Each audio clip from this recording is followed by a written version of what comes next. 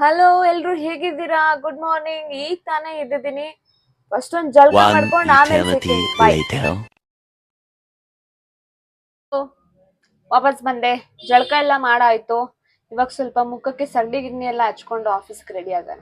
ಏನ್ ಹಾಕೊಂಡು ಹೋಗ್ತಾ ಇದ್ದೀನಿ ಅಂತ ಅಂದ್ರೆ ಇದೊಂದು ದೊಗ್ಲೆ ಬಗ್ಲೆ ಟೀ ಶರ್ಟ್. ಆಕ್ಚುಲಿ ಏನಂದ್ರೆ ನನಗಿನ್ನ ಎಕ್ಸ್ಟ್ರಾ ಸೈಜ್ ಇರೋ ಟೀ ಶರ್ಟ್ ತಗೋಬೇಕು. ಆಮೇಲೆ ನಮ್ಮ ಅಪ್ಪನ ಸೈಜ್ದೊಂದು ಪ್ಯಾಂಟ್ ತಗೊಂಡಿದ್ದೀನಿ, ಹಾಕೊಂಡಿದ್ದೀನಿ. ಸಗಣಿ ಗಿಣ್ಣಿ ಎಲ್ಲ ಮೆತ್ಕೊಂಡ್ಮೇಲೆ ನನ್ನ ಮುಖ ಈ ತರ ಇದೆ. ಅಷ್ಟೊಂದೇನು ಚೇಂಜಸ್ ಕಾಣಲ್ಲ. ಬಿಟ್ಟಿದ್ದೀನಿ. ಈಗ ಆಫೀಸ್ಗೆ ಹೊರಡಬೇಕು. ಕ್ಯಾಬ್ ಬಂದಿದೆ.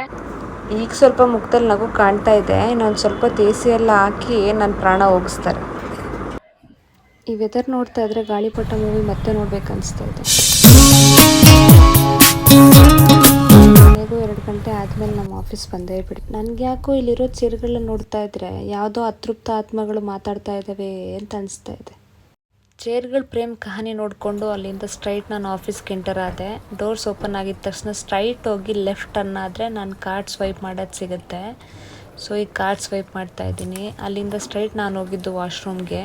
ಫಸ್ಟ್ ನಾನು ಅಲ್ಲಿ ಹೋಗಿ ಕೋತಿ ಅವತಾರ ಥರ ನುಲ್ಕೊಂಡು ನಾನು ಮಿರರ್ ನೋಡ್ಕೊಳ್ಳೋದೇ ನನ್ನದೊಂದು ಸಂಪ್ರದಾಯ. ವೆದರ್ ತುಂಬ ಚೆನ್ನಾಗಿತ್ತು. ಬಾಲ್ಕನಿಗೆ ಹೋಗಿ ಒಂದು ಒಳ್ಳೆ ವ್ಯೂ ಎಂಜಾಯ್ ಮಾಡಿದೆ. ಸೋತ ಹೃದಯಕ್ಕಿಂತ ಸತ್ತ ಹೃದಯ ಲೇಸು ಅನ್ನೋ ಕವನ ನೆನಪಂತು. ನಾನೇ ಬರೆದಿದ್ದು. ಸೊ ಇದಾಗಿತ್ತು ನನ್ನ ಡೈಲಿ ವ್ಲಾಗ್. ಈ ವೆದರಿಂದ ನನ್ನ ಫಸ್ಟ್ ಡೈಲಿ ವ್ಲಾಗ್ ಮುಗಿಸ್ತಾ ಇದ್ದೀನಿ. ಬಾಯ್ ಬಾಯ್.